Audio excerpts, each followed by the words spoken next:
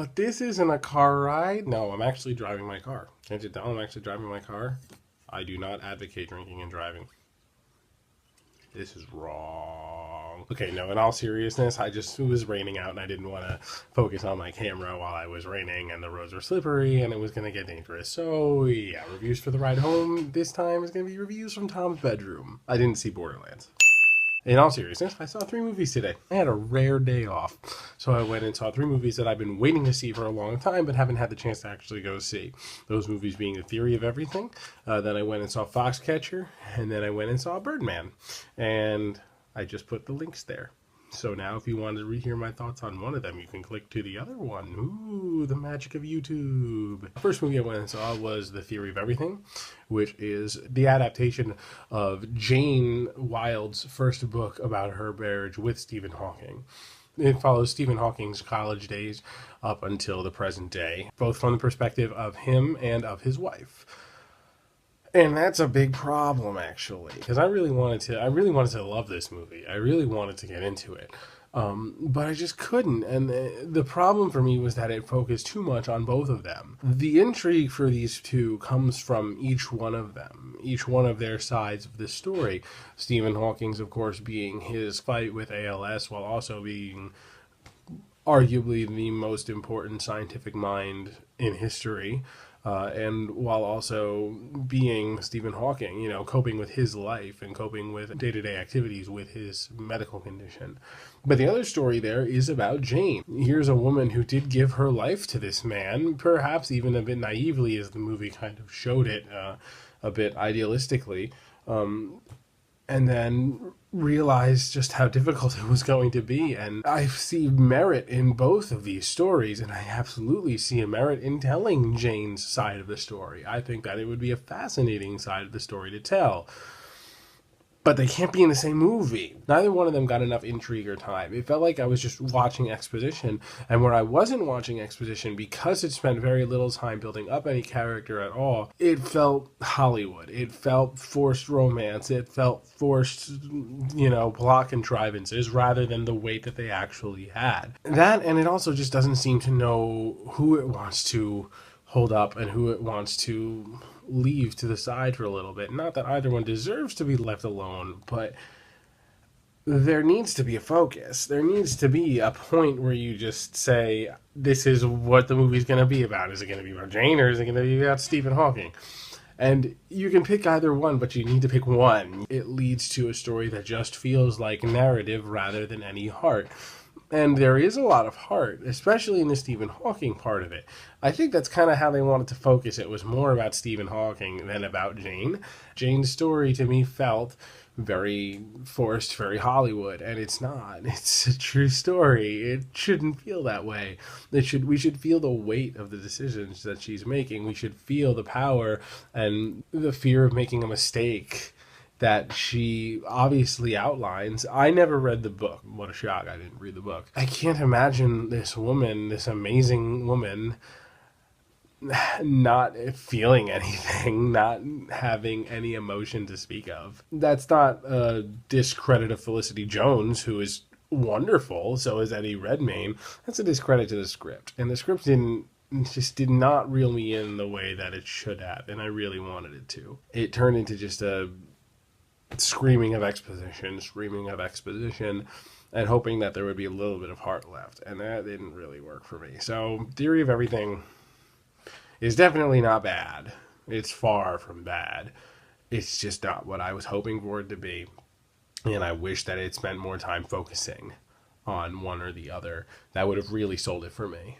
The next movie that I saw was Foxcatcher, which is a true story based off of Olympic boxers Mark and David Schultz, who are brothers, played by Channing Tatum and by Mark Ruffalo, respectively, working with Coach John DuPont, played by Steve Carell. It has to be said, for many people who don't seem to follow this kind of circle of indie films and limited release films the way that me and some of my other friends do, this is not a comedy. Steve Carell is not just a comedic actor anymore. He does some very serious movies, and this is a very serious movie for anyone who does know the ultimate ending of the movie, which I won't tell. It's awesome.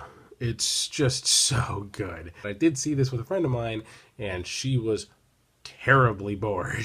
She was so bored the whole time. She just doesn't understand movies. No, in reality, the movie is not going to be for everybody. The movie is very slow. The pace of the movie was one of the rare times that I actually felt the weight of time passing and how slow it actually was passing for these characters, especially for Channing Tatum, who is enduring so much through this movie. Yeah, time would move slow.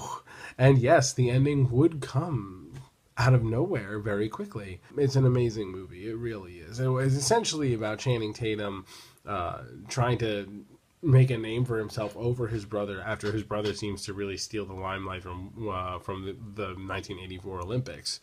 And going and training with this eccentric rich man played by Steve Carell, who wants to train him and wants to be essentially the central training facility for the U.S. men's wrestling team in the 1988 Olympics, and how he's nuts and will do anything to get there, and his wrongful treatment of Channing Tatum in the process, as well as a whole lot of other things.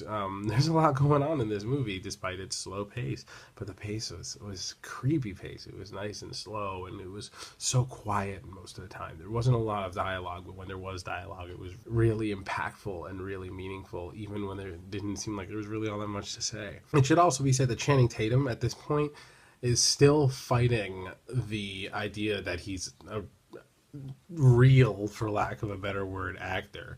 Channing Tatum, yeah, I used to hate him too. I used to think he was a pretty awful actor and he wasn't doing anything right with his career. And then he started doing comedy and I thought, you know what, he's pretty damn funny.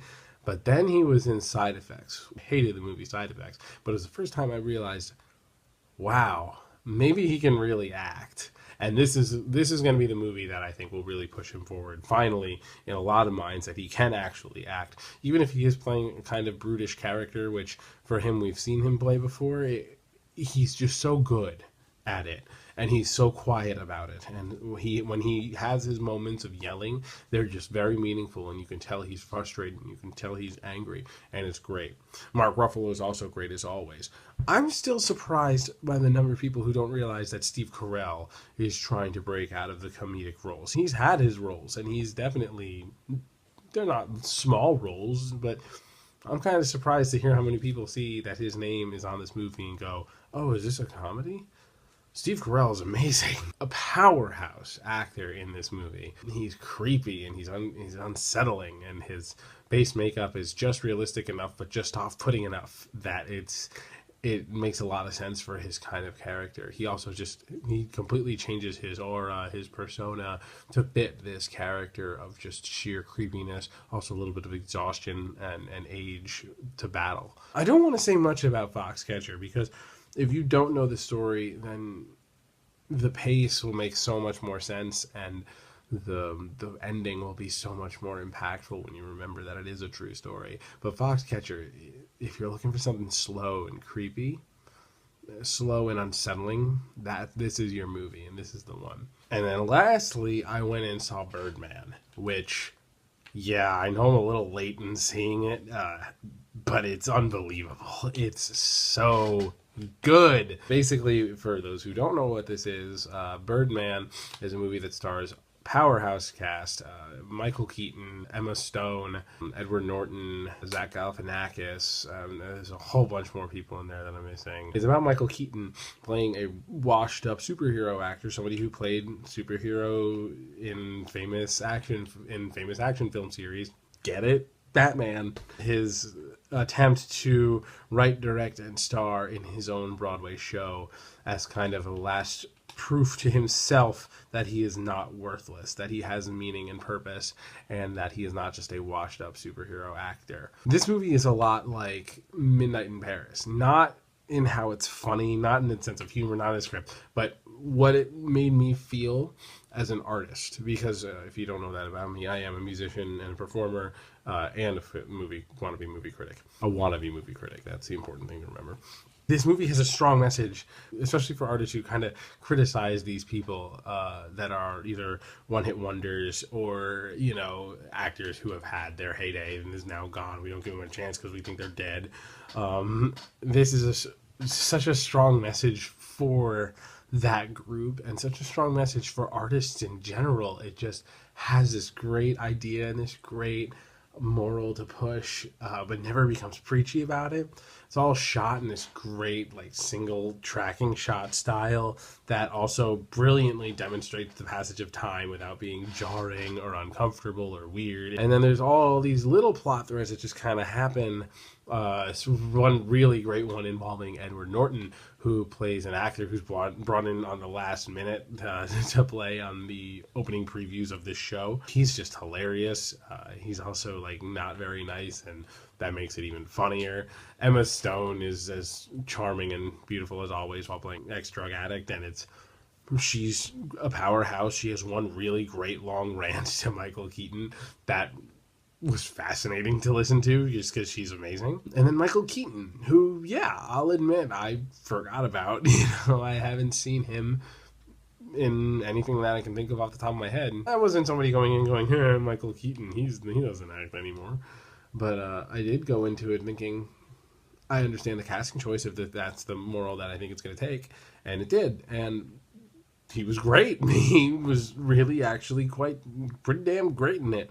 And he was thoughtful and soft-spoken, but he could be loud-spoken. And I think that's actually the theme, now that I think about it, for the movie, is that actors here were soft-spoken when they needed to be soft-spoken. When they needed to be loud, they were loud. The acting style actually much more reflected the style of theater actors than it did film actors.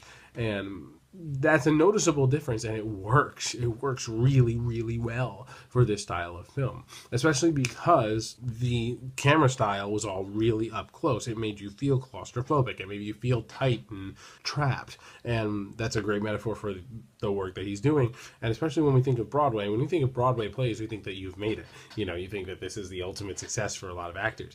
To see this side of it being portrayed as if it was a misfire or a complete misstep in his career was really fascinating, and the close-up camera really emphasized that. Back to the loud talking and moments of theatrical acting as opposed to cinematic acting, the close-up cameras really help to emphasize the overacting side of that, because by the standards that we have of film actors, stage actors overact because they need to project their acting to the entire stage.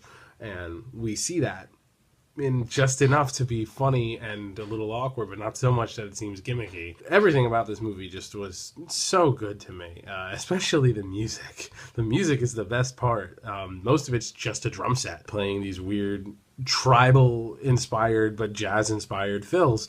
As a musician, that fascinated me. It was so cool to listen to, and a lot of the text at the beginning of the screen interacted with the drums, and sometimes the motions and behaviors of the camera and the actors interacted with the drums. It was just so fascinating to me. It was just so good. Everything about this movie is so funny, so good, so clever, and so strongly written.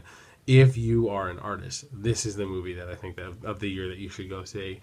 It actually has something to say, and it's pretty damn funny in saying it. So yeah, those are the 3 movies that I saw this week. Probably not going to get to anything this week, but come next week, I'm sure that I'll be seeing something else. So yeah, subscribe, check out the channel.